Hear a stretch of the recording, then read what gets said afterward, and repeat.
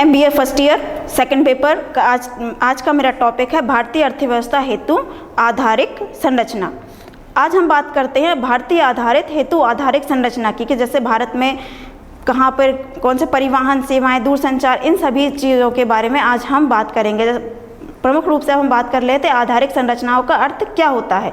आर्थिक आधारित संरचना से आशय अर्थव्यवस्था के उस पूंजी से होता है जो कि परिवहन, ऊर्जा, संचार, उद्योग आदि सामाजिक सेवाओं के रूप में विद्यमान होते हैं। तब उनका अर्थ विस्तृत हो जाता है और इसमें शिक्षा, स्वास्थ्य आदि संबंधित जनसंख्या की विशेषताएं भी शामिल हो जाती हैं। अब हम बात करते हैं आधारिक संरचना के प्रकार की, क्योंकि आधारिक संरचना होते हैं उनके दो प्रकार होते हैं। जैसे फर्स्ट आर्थिक आधारिक संरचना, इसका तात्पर्य उन सभी सुविधाओं और सहायक प्रणालियों से होता है जो आर्थिक विकास की प्रक्रिया का प्रमुख स्रोत होते हैं। यह वस्तुओं व सेवाओं के उत्पादन और वितरण की प्रक्रिया में प्रत्यक्ष रूप से सहायक होती हैं और इनका जैसे उदाहरण ले परिवहन, संचार, बैंक आदि।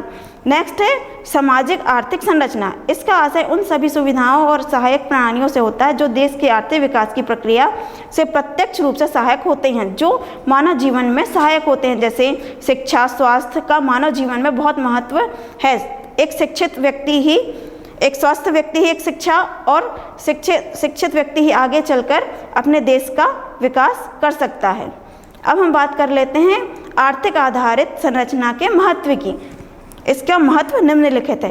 पहला है इसका आर्थिक विकास। किसी भी देश के आर्थिक विकास का तीव्रता से तभी विकास संभव होता है जबकि वह आर्थिक आधारित संरचना पर्याप्त मात्रा में उपलब्ध हो। उदाहरण में जैसे परिवहन के विकसित होने की अवस्था से ही श्रम की गतिशीलता में वृद्धि होगी तथा माल को एक स्थान से दूसरे स्थान पर भेजना संभव होगा। इसी प्रकार के पर्याप्त साधन होने पर ही कृषि एवं उद्योगों का विकास संभव होता है, क्योंकि परिवहन साधन अगर जहाँ पर भी जितने अच्छे तरीके से मौजूद होंगे, वहीं जैसे अगर उदाहरण के रूप में अगर हम ले लिया जाए गांव में जैसे फसलों को कटाई और शहर में लाने के लिए साहूकारों को बेचने या मंडियों में बेचने के लिए एक सही रोड की आवश्यकता, परिवहन की आवश्यकता होती है। अगर किसानों को वो परिवहन सुविधा अगर उपलब्ध करा दी जाए तो वहाँ से मंडी तक ले जाने में किसानों को बहुत सुविधा होगी। नेक्स्ट है निवेश को बढ़ावा। देश में परिवहन, ऊर्जा, संचार आदि आर्थिक संरचना के विकास के परिणाम स्वरूप उद्यमी निवेश करने के लिए प्रोत्साहित होते हैं। विदेशी पूंजी इससे आकर्षित होती है।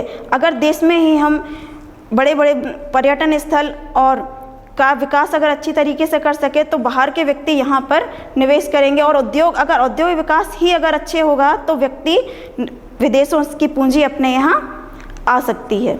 नेक्स्ट है उत्पादन में वृद्धि। आर्थिक आधारित संरचना का विकास ऐसी वस्तुओं एवं सेवाओं के उत्पादन को प्रोत्साहित करना होता है जिसमें देश का तेजी से विकास संभव हो। उदाहरण लोह इस्पात उद्योग, सीमेंट, भारत मशीनरी व संयंत्र, बैंकिंग, बीमा सुविधा आदि, बाजार सुविधाएं आदि। अगर ये सभी सुविधाएं अगर भारत में उपलब्ध हैं तो देश का विकास इससे संभव होता है। नेक्स्ट होता है बाजार का विस्तार। आर्थिक संरचना विशेषकर परिवहन व संचार में दूरस्थ स्थानों पर भी वस्तु के क्रय विक्रय को संभव बना दिया गया है। यहाँ तक कि वस्तुओं व सेवाओं को न केवल देश में वरन विदेशों में भी आसानी से मिलना संभव हो गया है।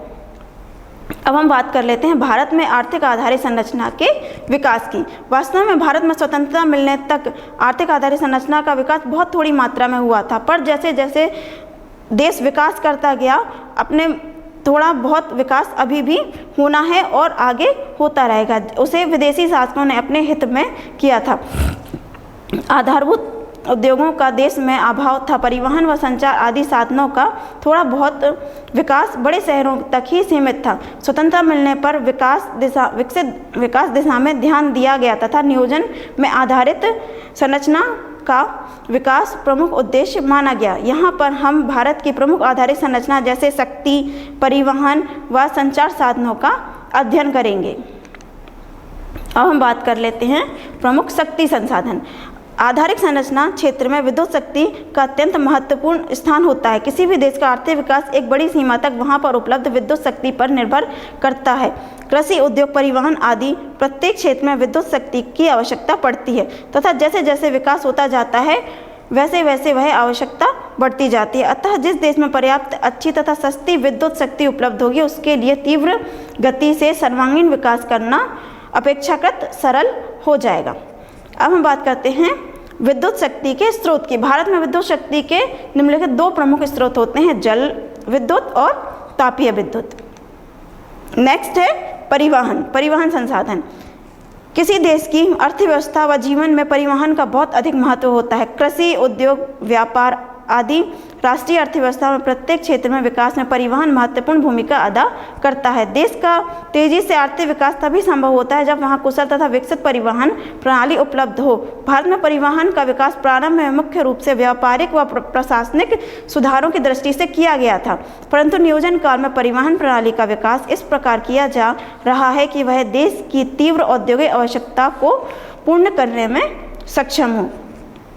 पहली पंचवर्षीय योजना में परिवहन के विकास का मुख्य उद्देश्य द्वितीय विश्व युद्ध में परिवहन प्रणाली में हुई क्षति को पूर्ति करना था।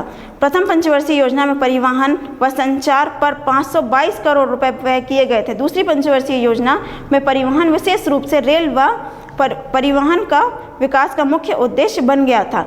इस योजना में परिवहन व संचार पर 1300 करोड़ रुपए पर व्यय किए गए थे।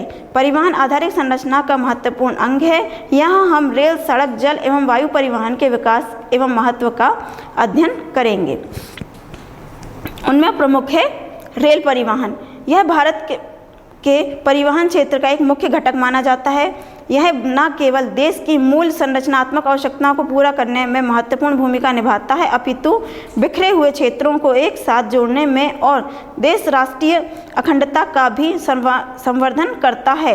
राष्ट्रीय आपात स्थिति के दौरान आपदाग्रस्त क्षेत्रों में राहत सामग्री पहुंचाने में भारतीय रेल अग्रणी रहा है। देश के औद्योगिक और कृषि क्षेत्र की त्वरित प्रगति ने रेल परिवहन का उच्च स्तरीय मांग का सृजन किया है, विशेषकर मुख्य क्षेत्रों में जैसे कोयला, लौह और इस्पात, अयस्क, पेट्रोलियम उत्पाद और अनिवार्य वस्तुएं जैसे खाद्यान्न, उर्वरक, सीमेंट, नमक आदि तेल का विकास हुआ है।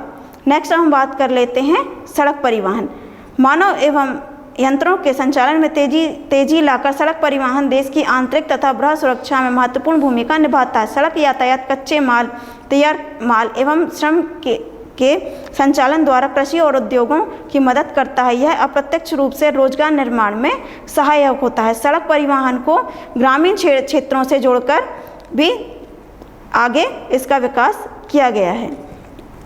अब हम बात कर लेते हैं भारत में सड़क परिवहन के महत्व की। भारत में सड़कों के जाल को आज दुनिया के विशाल सड़क नेटवर्कों से भी यह माना जाता है। भारत में कुल 23 लाख किलोमीटर सड़क हैं। रेल परिवहन की तुलना में सड़क परिवहन का महत्व बहुत बढ़ गया है। इसके निम्नलिखित कारण हैं, जैसे रेल की तुलना में सड़कें बनाने की लागत बहुत कम आती है। सड़कें ऊबड़ खाबड़ और विच्छिन्न भूमियों पर भी बनाई जा सकती हैं। अधिक ढाल वाले क्षेत्रों और पहाड़ियों पर भी आसानी से सड़कों का निर्माण किया जा सकता है। घर घर तक सामान और सेवाएं पहुंचाना सड़कों के कारण ही आज संभव हो पाया है। नेक्स्ट है वायु परिवहन। वायु परिवहन यातायात का तीव्रतम किंतु महंगा साधन माना जाता है। भारत जैसे विशाल भौगोलिक भूभाग तथा व्यापक व भूप्रादेशिक विविधता वाले देशों में वायु परिवहन का महत्व काफ़ी बढ़ जाता है। भारत के प्रमुख वाणिज्यिक एवं औद्योगिक केंद्र भी एक दूसरे से अत्यधिक दूरी पर स्थित हैं। वायु परिवहन आंतरिक संपर्क के अतिरिक्त दूसरे देशों के साथ संपर्क जोड़ने की दृष्टि से भी परम आवश्यक माने जाते हैं। ऐसे कई कारक हैं जो भारत को वायु यातायात के विकास हेतु एक अनुकूल अवस्थिति बनाते हैं। भारत के एक ओर पश्चिमी यूरोप व अफ्रीका है, जो तो दूसरी ओर दक्षिण पूर्वी तथा पूर्वी एशिया। भारत का मौसम वर्ष के अधिकांश भागों से साफ हमेशा रहता है। विस्तृत मैदानी भाग वायुयान उतरने के लिए उपयुक्त समतल भूमि भी उपलब्ध कराते हैं। नेक्स्ट हम बात कर लेते हैं संचार, क्योंकि संचार ही आज अपने देश को एक उन्नत अवस्था तक ले जा सका है। जैसे संचार माध्यम से आशय है कि संदेश के प्रवाह में प्रयुक्त किए जाने वाले माध्यम। संचार माध्यमों के विकास के पीछे मुख्य कारण मानव की जिज्ञासा प्रवृत्ति का होना भी माना जाता है। वर्तमान समय में संचार माध्यम और संचार समाज में गहरा संबंध एवं निकटता आ गई है। इसके द्वारा जन सामान्य की रुचि एवं हितों को स्पष्ट किया जाता है। संचार माध्यमों ने ही सूचनाओं को सर्वसुलभ कराया है। सार्व तकनीकी विकास से संचार माध्यम भी विकसित हुए हैं तथा इससे संचार अब ग्लोबल फोनोमेनो का बन गया है। अब हम संचार सेवाओं के मुख्य भागों की बात कर लेते हैं, जिनमें मुख्य आता है डाक सेवा। भारत में आधुनिक डाक सेवा की स्थापना 18वीं शताब्दी के उत्तरार्ध से मानी जाती है। सन 1766 में लॉर्ड क्लाइव द्वारा स्थापित डाक व्यवस्था का आगे विकास किया गया। इसके आगे वॉरेन हेस्टिंग ने वर्ष 1774 में एक पोस्ट मास्टर जनरल के अधीन कलकत्ता JPO की स्थापना करके किया था। सन 1854 के पोस्ट ऑफिस अधिनियम ने डाक प्रणाली के स्वरूप आमूलन चूल संशोधन किया गया और भारतीय पोस्ट ऑफिस व्यवस्था की 153 वर्षों पूर्व यानी 1 अक्टूबर 1984 को वर्तमान प्रशासनिक नींव रखी गई थी। वर्तमान में भारतीय पोस्ट ऑफिस अधिनियम 1898 देश में पोस्टल सेवाओं को नियंत्रित कर रहा है। पोस्ट ऑफिस नेटवर्क ने डाक संचार सुविधाओं को प्रदान करने के अतिरिक्त पैसा भेजने, बैंकिंग और बीमा सेवाओं की सुविधाओं को भी 19वीं शताब्दी के उत्तरार्ध में प्रदान किया गया है। नेक्स्ट है दूरसंचार। दूरसंचार शब्द का प्रयोग किसी विद्युत संकेत या किसी दूरअर्ध क्षेत्र तक संचारित या प्रेषित करने के अर्थ से होता है। भारत में दूरसंचार सेवाओं का प्रारंभ टेलीग्राफ तथा टेलीफोन की खोज के तुरंत पश्चात हो गया था। प्रथम टेलीग्राफ सेवा का शुभारंभ कलकत्ता और डायमंड हार्बर के माध्यम से 1851 में शुरू किया गया था। जैसे 1 मार्च 1984 तक आगरा से कोलकाता तक टेलीग्राफ संदेश भेजे जाने लगे थे। टेलीग्राफ की भांति टेलीफोन सेवा का प्रारंभ कोलकाता में टेलीफोन की खोज के मात्र 6 वर्ष बाद मतलब 1881-82 में हो गया था।